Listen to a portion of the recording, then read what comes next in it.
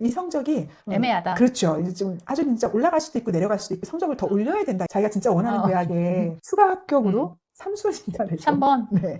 추가 3번. 추가 3번이었는데 어. 빠지질 않는 거예요. 엄마, 나 이 대학의 네임 밸류를 버릴 수가 없어요. 저한테 엄마 아빠한테 원하는 걸 충족시켜줬는데 왜 자신을 갖다가 머리끝부터 발끝까지 지원해주지 않냐고.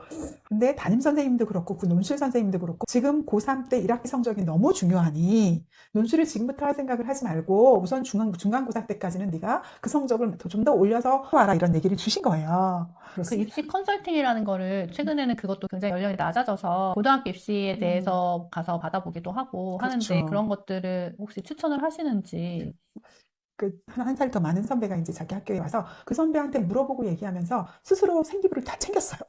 공부도 하고요. 그게 정말 대단한 그런 건데 저는 그런 걸 전혀 몰랐죠. 사실 부모는 계속 잘하면 좋으니까 자신의 욕구를 잘 보셔야 돼요. 엄마의 욕구와 아이의 욕구와. 그쵸. 그리고 아이도 스스로 자신을 믿고 거기에 올인할 수 있도록 도와주는 거. 이런 안정감들, 이런 것들이 이제 선생님도 아시겠지만 애착이 잘 형성된 아이들이 좀 더 집중하고 그런 걸 할 수 있잖아요. 그래서 이제 왜 부모님과 주변 사람들은 내가 이걸 해보고 싶다 그러면 너 그거 한번 해봐라. 얼마나 중요한 일이냐 이렇게 얘기를 해주지 않고 그렇게 부정적인 얘기들만 하냐고 해서 제가 굉장히 미안했었어요. 네. 둘째는 초등학교 4학년 때부터 뭐라 그랬냐면요. 제가 4학년 때 사회 문제집을 하나 사서 줬는데 딱 이러는 거예요. 엄마, 저는 요리사가 되고 싶은데요. 공부를 잘한다고 다 잘 사는 것도 아닌데 저는 요리사가 되고 싶은데 공부를 잘할 필요는 없을 것 같아요. 이렇게 말하면서 그 문제집을 안 푸는 거예요. 근데 제가 그 말에 대답을 못했어요. 그렇지. 이렇게 되게 뭐 틀린 말은 아니기도 하고. 뭐. 예, 그래가지고 그 문제집을 진짜 하나도 안 풀고 그대로 대단하다. 이래서 어려웠거든요. 네, 그래서 얘는요 공부를 안 한대요. 하고 싶지 않대요. 하고 싶지 않죠.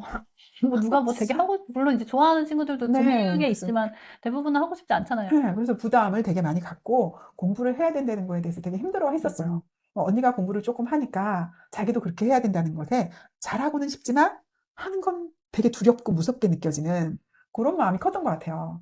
큰 애를 보내고 나면 둘째 때는 엄마들이 노하우가 좀 생기잖아요. 그렇죠? 그래서 이제 그 작은 애는 아까 말씀드린 것처럼 그렇게 공부하고 싶어 하지 않고 학원 다니는 것도 싫어하고 밖에서 놀고 이런 걸 너무 좋아했기 때문에 그것도 저는 좋았거든요.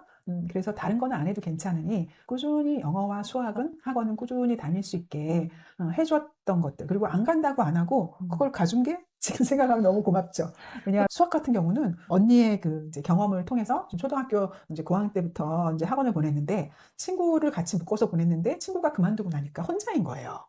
그리고 얘가 이제 꾸준히 거기 다니는데 자기 또래 애들이 없으니까 이렇게 선배들이랑 같이 공부해야 되는 반이 되니까 사실은 어렵죠. 친구 없이 가면 안 간다 그러고 이럴 수 있는데 그래도 안 간다고 안 하고 그걸 꾸준히 가줬어요.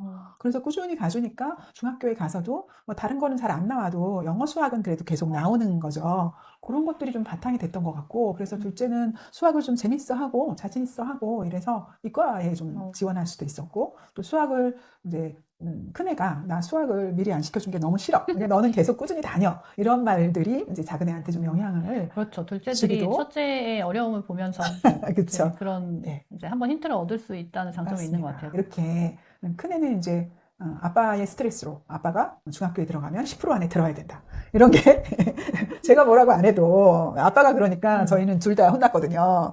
네, 그랬던 10% 안에 경험들이 들어야 된다. 예, 못하지도 않았는데 좀 더 들어야 된다고 이제 쪼는 거죠. 그런 게 되게 이제 그래서 막 그 뭐죠? 그 상품 내걸고 중학에 이만큼 성적이 나오면 널 맞아 핸드폰을 사줄게, 스마트폰을 사줄게 이래가지고 아빠 이제 소파 뒤에 앉아 있고 그 앞에서 막 공부하고 이래서 10% 안에 들어서 스마트폰을 사게 됐는데 그거 끝나고 나서 엄마 나 가슴이 답답해 나 유학 보내주면 안 돼요? 이러더라고요. 스마트폰 사고 나서 아니 아빠가 뒤에서 이제 뭐 이렇게 공부했던 그런 걸 힘들지. 끝나고 나더니 예, 스트레스를 받았는지 그러더라고요. 그래도 그래서 뭐 효과는 있었네요.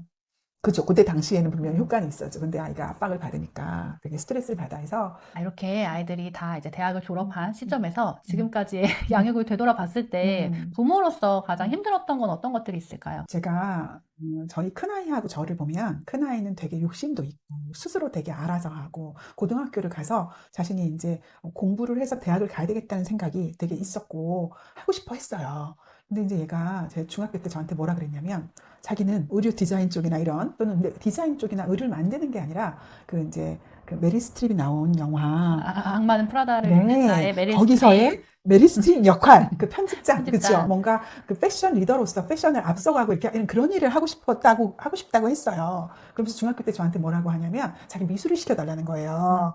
그런데 저는 뭐였냐면 그쪽 일이 3D 업종이고 되게 이제 힘든 일이라는 걸 알기 때문에 그쪽 일이 그래 그렇게 얘기를 했더니 그 아이가 저한테 한 말이 왜 부모님과 주변 사람들은 내가 이걸 해보고 싶다 그러면 너 그거 한번 해봐라. 얼마나 중요한 일이냐. 이렇게 얘기를 해주지 않고, 그렇게 부정적인 얘기들만 하냐고 해서 제가 굉장히 미안했었어요. 예, 솔직히 그렇잖아요. 그렇죠. 예, 그래서, 근데 그 아이가 하고 싶다고 하는 건데, 그때부터 이제 사실 갈등이 시작되었고, 근데 이제 미술을 시켜달라고 하는데, 얘가 공부를 잘하는 애인데, 미술을 지금부터 하고 이런 거, 그런 쪽으로 디자인 쪽으로 해야 되는 게, 저는 좀 걱정도 되고 아쉬웠던 것 같아요. 왜냐하면, 그 일을 그렇게 하다가 얘가 공부를 하는데 지장이 될 것 같은 생각이 드는 거예요. 그래서 뭐라고 얘기했냐면, 네가 그쪽을 하는데 꼭 디자인을 이렇게 그러니까 미술을 하고 이렇게 해서 그쪽으로 지원하는 방법밖에 없니? 다른 방법이 있는지 한번 좀 알아보자. 그랬더니 공부로 하는 방법도 있다는 거예요. 그래 그러면 엄마는 네가 공부도 잘하고 이래서 그런 쪽으로 해서 좀 풀어갔으면 좋겠는데 어떻게 생각하니? 이렇게 얘기해서 거기를 넘겼어요.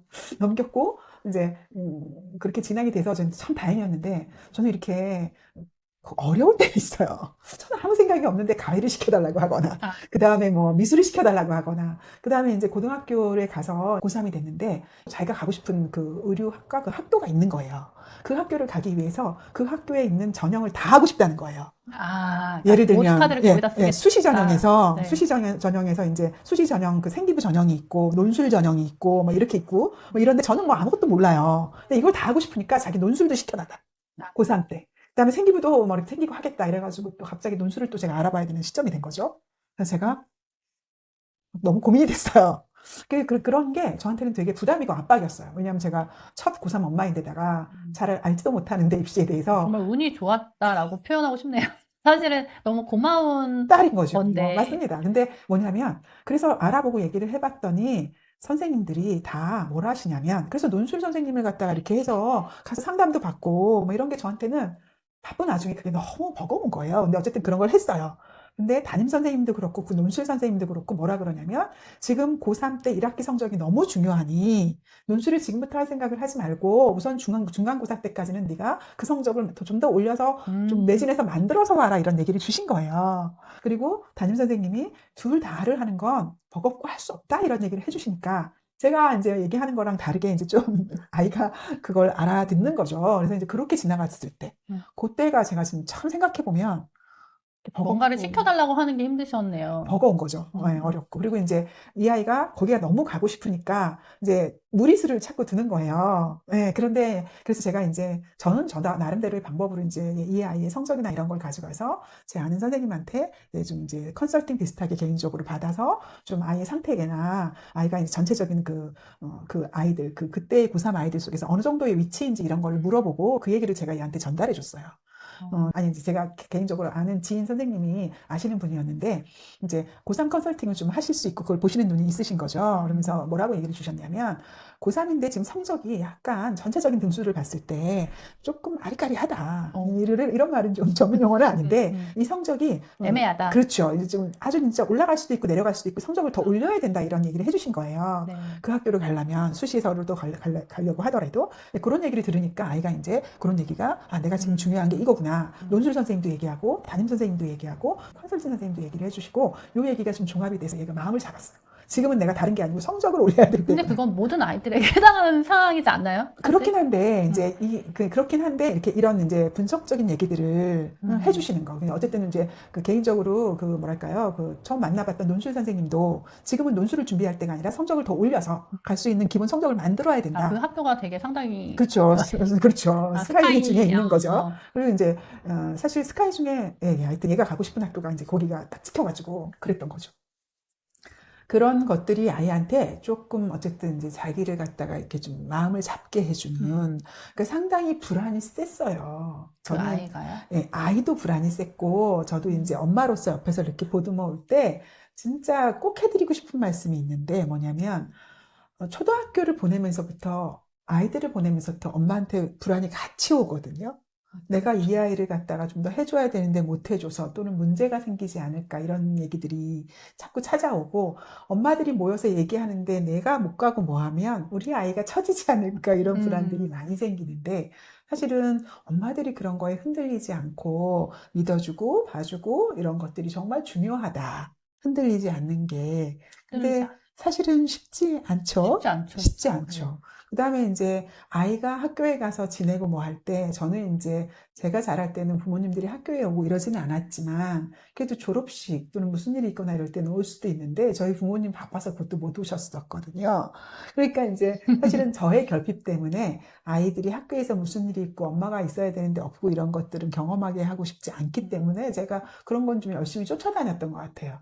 제 일을 조금 하면서도. 그래서 사실은 이건 좀 또 다른 문제인데, 일하는 엄마들에 대한, 일하지 않고 아이들에게 올인하는 엄마들 사이에서는 약간의 배척이나 어려움들이 있거든요. 네. 그래서 큰아이가 어렸을 때부터 엄마도 집에 있으면 안 되라는 얘기를 되게 많이 했었어요. 네. 그런 부분들이 어려움이긴 했는데 어쨌든 아이한테 그렇게 믿을 수 있는 거, 꾸준히 해줄 수 있는 거, 옆에 있어주는 거, 그리고 아이도 스스로 자신을 믿고 거기에 올인할 수 있도록 도와주는 거, 이런 안정감들, 이런 것들이 이제 선생님도 아시겠지만 애착이 잘 형성된 아이들이 좀 더 집중하고 그런 걸 할 수 있잖아요. 그래서 이제 큰애도 불안이 너무 셌기 때문에 고3 때 그렇게 불안을 잡아주는 그런 얘기들을 좀 많이 해줬고요. 그리고 그런 것들을 발로 뛰어서 해줬어요. 왜냐하면 제 말만은 안 들어요. 그렇죠. 그리고 그게 네. 선생님들이, 그러니까 입시 전문가들이 얘기를 했기 때문에 걔한테 그렇죠. 이게 좀 들어왔던 것 같고, 그 그렇습니다. 입시 컨설팅이라는 거를 최근에는 그것도 굉장히 연령이 낮아져서 네, 뭐 맞아요. 이제 고등학교 입시에 대해서 가서 받아보기도 하고 하는데 그렇죠. 그런 것들을 혹시 추천을 하시는지. 저는 이제 사실 고등학교 전에 이제 입시 컨설팅을 받고 이런 얘기를 많이 들었어요, 주변에서. 또 그렇게 해서 그 아이를 만들어가고 어떻게 하는지 도와준다는 얘기도 하더라고요. 근데 비용이 좀 있는 거죠. 그쵸? 많이 세고. 그래서 그런 부분들을 할 수 있고 해서 아이한테 자극도 될 수 있고 아이한테 동기부여도 되고 그다음에 이렇게 된다면 저는 그러니까 해볼 수도 있다고 해볼 수 생각해요. 있다. 네. 그다음에 이제 어렸을 때 제가 아까 윈터스쿨 얘기 드렸었잖아요. 거기를 보내는 것들이 거기 가서 아이가 다 공부를 해서가 아니라 아이는 이제 중학교에서 고등학교를 가는 시기니까 자기가 사실은 자기 엉덩이 붙이고 공부하는 자기 자신과의 싸움을 하는 과정이지 않은가 싶어요. 그런 걸 연습하고 준비하는. 그리고 가서 선생님들이 해주시는 얘기를 계속 들으면서 아이는 자신이 어떻게 해야 되고 어떻게 할 수 있구나 이런 거에 정보들을 계속 아이들도 듣는 것 같아요. 저도 생각을 해봤을 때. 그런데 사실은 둘째는 거기를 보냈을 때 되게 우울했어요. 아, 둘째도 거기를 똑같이 예, 윈터스쿨 똑같은 데는 못 어쨌든 보냈지만 다른 방학 특강을 데를 보냈을 때. 보냈고 그 아이도 가서 견디고 했지만 그런 부분들이 좀 울적해하고 힘들어하기도 했어요. 그래서 하루 종일 있는 거에 대해서. 그럼요. 큰애도 사실은 굉장히 힘들어하고 맨날 그렇죠, 사실은. 어렵죠. 그쵸. 그렇죠. 네. 사실 대학생들도 힘든 일이잖아요. 빡세게 아침 사실은 새벽밥 먹고 나가야 되는 거고 밤 10시 지나서 오는 거니까 완전히 묶여 있는 거니까 사실은 내력 테스트에다가 그렇죠. 극기 훈련이라고도 볼 수 있는 거잖아요. 그렇게 트레이닝을 하는 과정이라고 생각을 해서 어쨌든 그런 기회를 주는 것들은 아이들이 스스로 듣고 그런 정보를 자꾸 이렇게 들으면서 자신들도 생각을 하고 고민을 하고 이렇게 얻는 게 아닐까 하는 생각을 합니다. 그리고 그걸 하고 와서 친구들에게든 또는 다른 아이들에게든 그런 얘기들을 할 수 있게 되는 거죠. 그래서 그런 어떤 경험들, 기회들